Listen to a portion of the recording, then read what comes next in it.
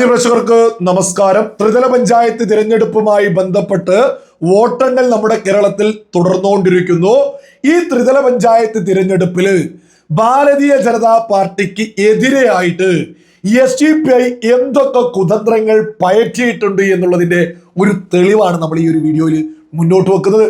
Bharatiya Janata party ഇത്രത്തോളം SDPI ഭയപ്പെടുന്നത് എന്തുകൊണ്ടാണ്, എന്തിനാണ് എന്നുള്ളത് കൂടിയാണ് നമ്മൾ മുന്നോട്ട് വെക്കുന്നത്. മാത്രമല്ല, വരുന്ന നിയമസഭാ ഇലക്ഷനില് ഭാരതീയ ജനതാ പാർട്ടിക്ക് എത്രത്തോളം മുന്നേറ്റമാണ് ഉണ്ടാവാൻ പോകുന്നത് എന്നതിന്റെ തെളിവ് കൂടിയും നമ്മൾ ഈ വീഡിയോയിൽ അവതരിപ്പിക്കുന്നുണ്ട്. നമ്മൾ ഏതായാലും SDPIയുടെ കുതന്ത്രങ്ങളെ കുറിച്ച്, അവരുടെ അജണ്ടയെ കുറിച്ച് മറ്റാരെങ്കിലും എന്തെങ്കിലും പറഞ്ഞതെടുത്തല്ല തെളിവായിട്ട് മുന്നോട്ട് വെക്കുന്നത്. മറിച്ച് രാഷ്ട്രീയ നിലപാട് എന്ന് പറഞ്ഞ് SDPI ഒരു പ്രദേശത്ത് പുറത്തിറക്കിയിട്ടുള്ള ഒരു നോട്ടീസാണ് ഞാൻ വായിച്ചേൽപ്പിക്കുന്നത്. ഞാനതൊന്ന് വായിച്ചേൽപ്പിക്കാം.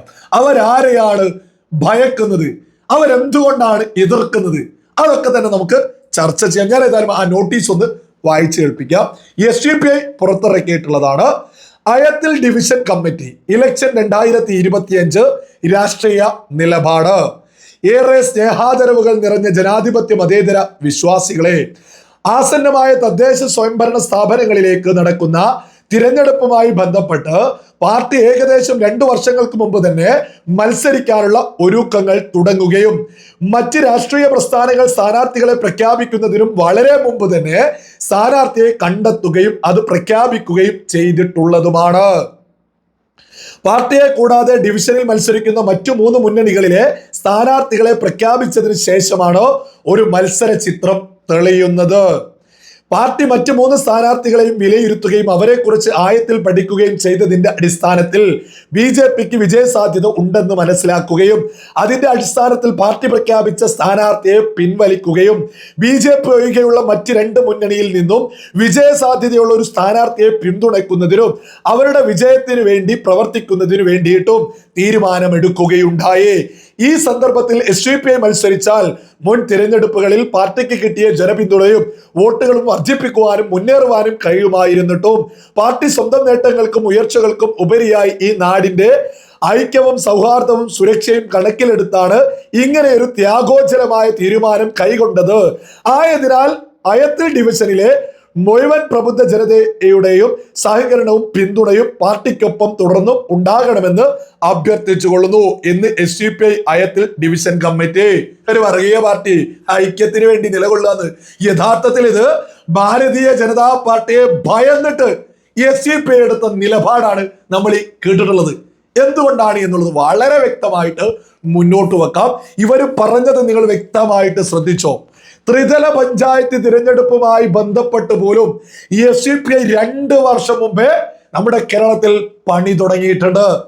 കൃത്യമായിട്ട് ഒരു പ്രദേശത്ത് ഒരു സ്ഥാനാർത്ഥി അവര് പ്രഖ്യാപിക്കുന്നുണ്ട്, എന്നിട്ട് അവര് കൃത്യമായ പണിയെടുക്കുന്നുണ്ട്. എന്നിട്ടും അവസാന ഘട്ടത്തിൽ എത്തുമ്പോൾ അയത്തിൽ ഡിവിഷനില് ഭാരതീയ ജനതാ പാർട്ടി വിജയിക്കുമെന്ന് അവര് കണ്ടെത്തി. എന്നിട്ട് ഭാരതീയ ജനതാ പാർട്ടിയെ തകർക്കാൻ വേണ്ടിയിട്ട് ഇവരുടെ സ്ഥാനാർത്ഥിയെ നിർത്താതെ വിജയ സാധ്യതയുള്ള UDFനോ LDFനോ വോട്ടു ചെയ്യുമെന്ന് അവര് തുറന്ന് പ്രഖ്യാപിക്കുന്ന അവരുടെ നോട്ടീസാണ് നമ്മൾ ഇവിടെ കൊടുത്തിട്ടുള്ളത്. SDPI കേരളത്തിലുടനീളം ഈ ഒരു നിലപാടാണ് ഉയർത്തിപ്പിടിച്ചിട്ടുള്ളത്. അവർ UDF ജയിച്ചാലും അവർക്ക് പ്രശ്നമില്ല, LDF ജയിച്ചാലും അവർക്ക് പ്രശ്നമില്ല.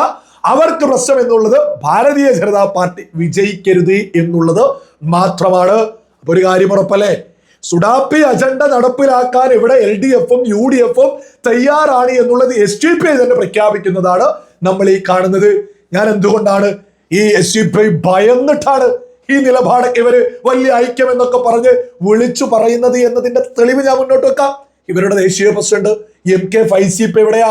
തീഹാറിൽ ഉണ്ടെന്നോണ്ടിരിക്കുക.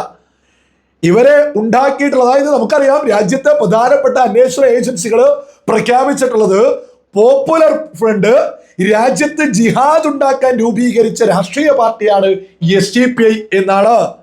ഈ SDPI പോപ്പുലർ ഫ്രണ്ടിന്റെ സകല നേതാക്കന്മാരെയും തൂക്കിയെടുത്ത് തീഹാറിലേക്ക് അങ്ങ് തള്ളിയത് ആരാണ്? ഭാരതീയ ജനതാ പാർട്ടിയുടെ നേതൃത്വത്തിലുള്ള കേന്ദ്ര സർക്കാർ, ഭാരതീയ ജനതാ പാർട്ടിയാണ് അത് ചെയ്തിട്ടുള്ളത്. മറ്റൊരു പാർട്ടിക്കും അത് രാജ്യം ഭരിച്ച കോൺഗ്രസിനൊന്നും ഒരു ചുക്കും ഇവർക്കെതിരെ ചെയ്യാൻ സാധിച്ചിട്ടില്ല. ഇനി ഈ ത്രിതല പഞ്ചായത്ത് തിരഞ്ഞെടുപ്പിലൊക്കെ ഭാരതീയ ജനതാ പാർട്ടിക്ക് ഒരു മുന്നേറ്റം ഉണ്ടാവും. അതൊരു യാഥാർത്ഥ്യം. ഇവർ ആരുടെ കൂടെ നിന്നാലും മുന്നേറ്റം ഉണ്ടാവും എന്നുള്ളത് ഒരു യാഥാർത്ഥ്യമാണ്.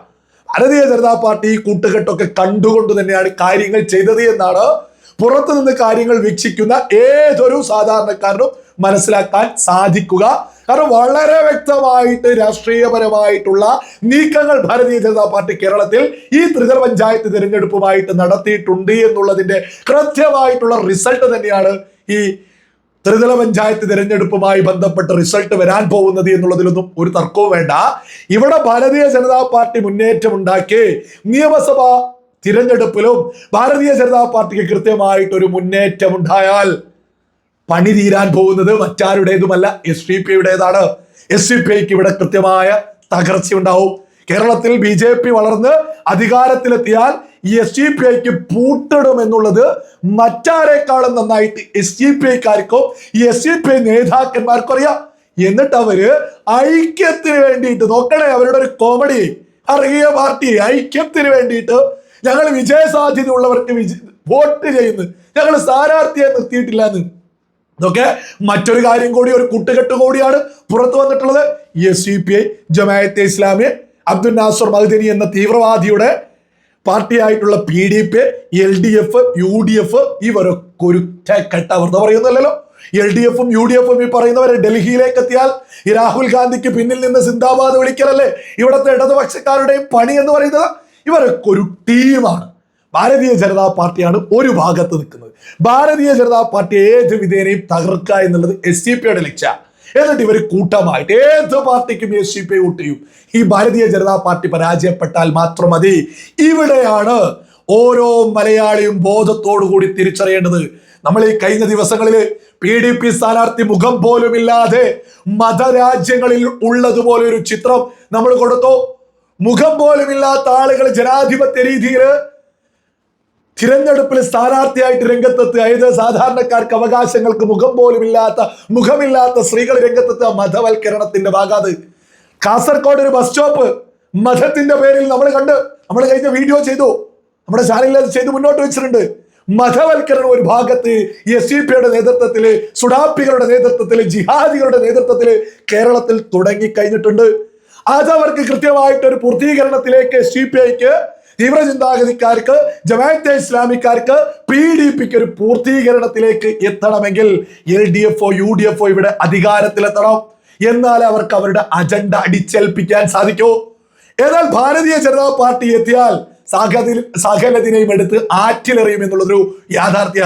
ബോധമുള്ള ഓരോ മലയാളിയും തിരിച്ചറിയാ, വരാൻ പോകുന്ന നിയമസഭാ തിരഞ്ഞെടുപ്പ് സമാധാനം ആഗ്രഹിക്കുന്നവരെ സംബന്ധിച്ച് വലിയൊരു പോരാട്ടം തന്നെയാണ് മുന്നിലുള്ളത്.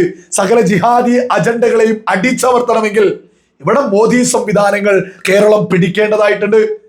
അതിനുള്ള ശക്തിയാണ് ഓരോ മലയാളിയും. ഇവിടെ സമാധാനമാണ്.